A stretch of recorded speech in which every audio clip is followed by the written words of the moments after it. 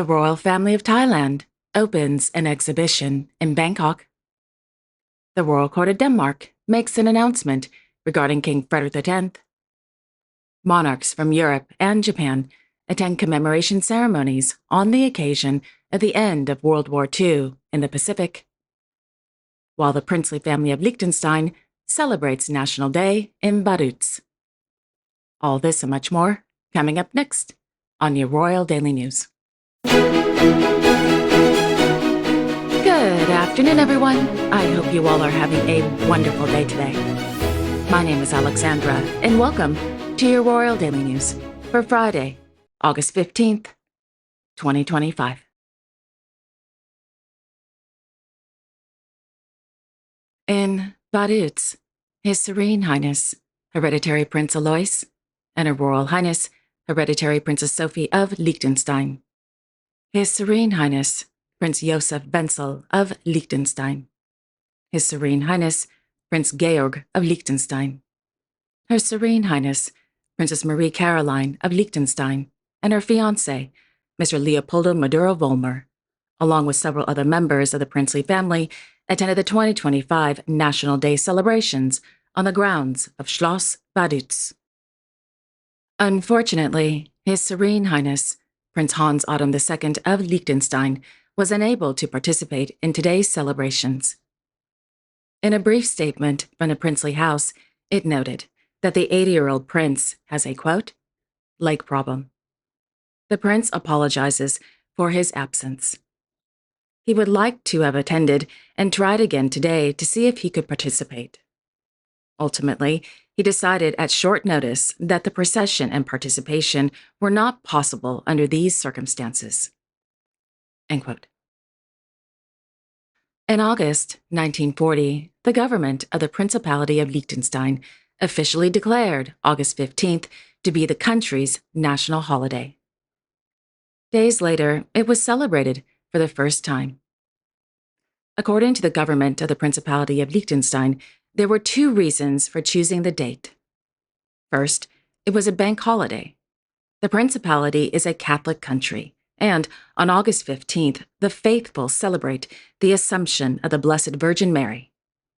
Second, the ruling prince at the time, Prince Franz Josef II, was born on August 16th.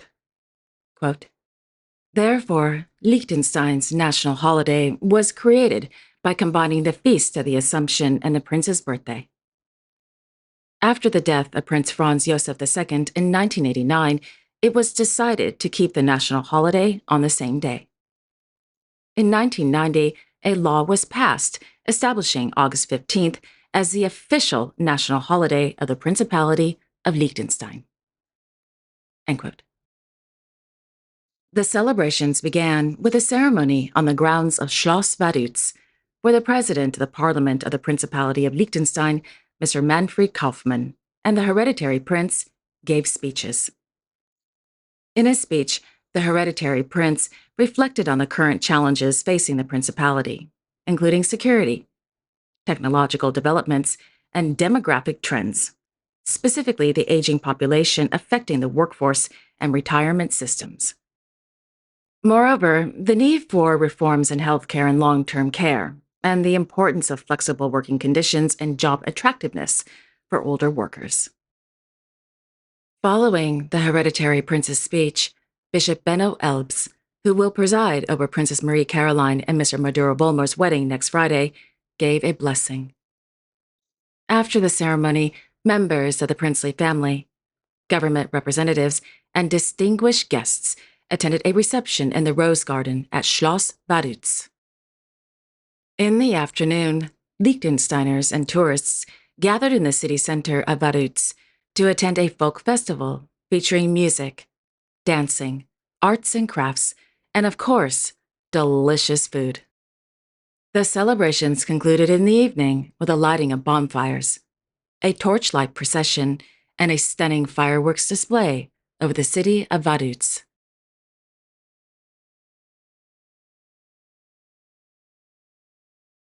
In Den Haag, His Majesty, King Willem-Alexander of the Netherlands, attended a national commemoration ceremony at the Indies Monument on the occasion of the 80th anniversary of the end of World War II in the Pacific, also known as Victory over Japan Day or VJ Day.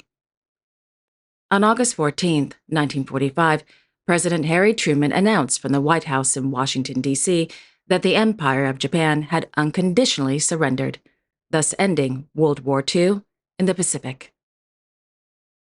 On August 15, 1945, Emperor Hirohito of Japan, posthumously known as Emperor Showa, announced on Radio Tokyo that the Imperial Japanese Army had surrendered to the Allied forces.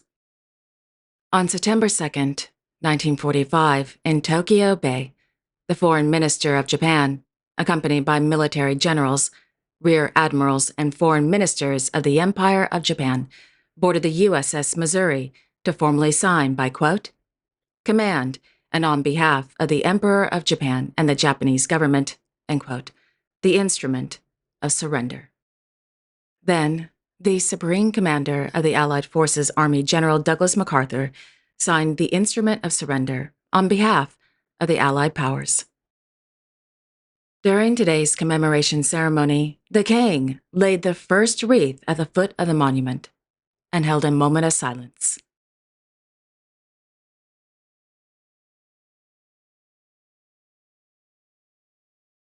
In Tokyo, their Imperial Majesties, Emperor Naruhito and Empress Moscow, Japan, attended the National Memorial Service for the War Dead at the Nippon Budokan.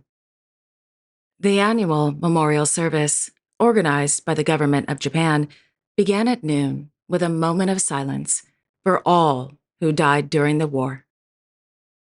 Then, the emperor gave a speech, stating, quote, today, on the day to commemorate the war dead and pray for peace, I renew my deep sorrow as I think of the many people who lost their irreplaceable lives in the last war and their bereaved families. 80 years have passed since the end of the war, and the unremitting efforts of the people have built the peace and prosperity of our country.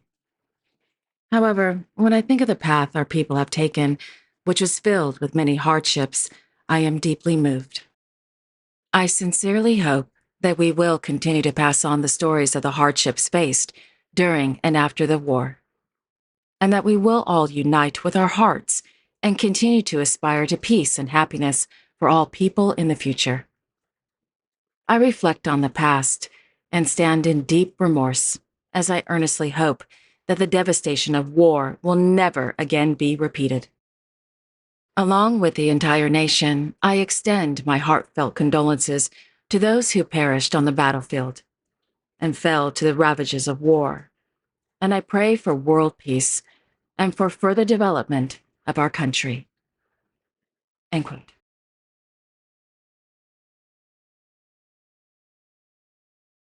In Staffordshire, Their Majesties, King Charles III and Queen Camilla of the United Kingdom, attended a service of remembrance on the occasion of the 80th anniversary of Victory over Japan Day at the National Memorial Arboretum.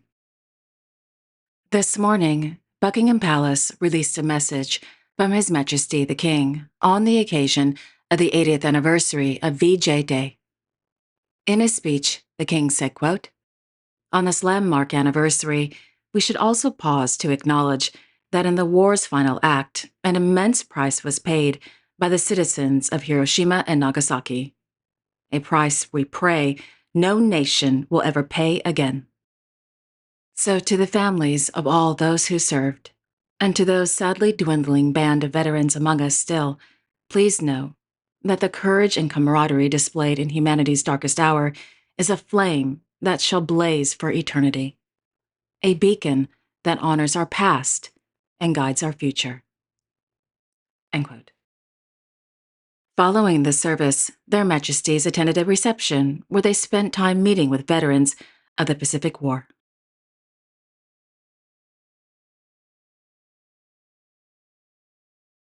This morning, Buckingham Palace released a new portrait of Her Royal Highness, the Princess Royal, on the occasion of her 75th birthday.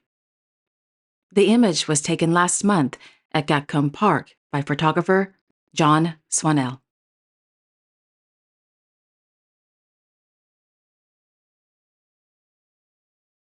In Copenhagen, the royal court of Denmark announced that His Majesty, King Frederik X of Denmark, will attend the 75th anniversary celebrations of the Sirius Sled Patrol at the Special Operations Command in Aalborg. The Sirius Sled Patrol is an elite unit of the Danish Armed Forces that patrols northeastern Greenland.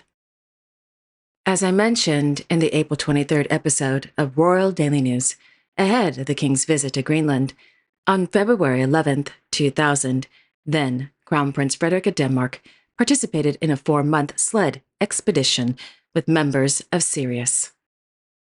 The challenging journey covered 2,800 kilometers from Qaanaaq in the west to Daneborg in the east.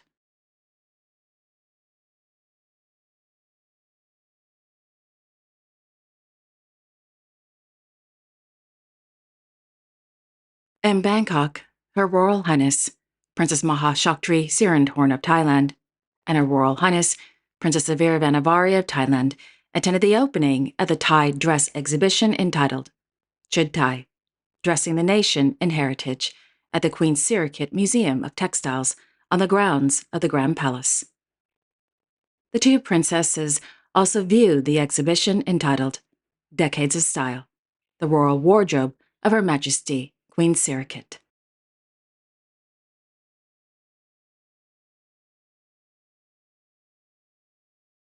And there you have it. Thank you all so much for joining me this afternoon. I really do appreciate it. Thank you. I will be back on Sunday, August 17th, with all the latest royal news and events.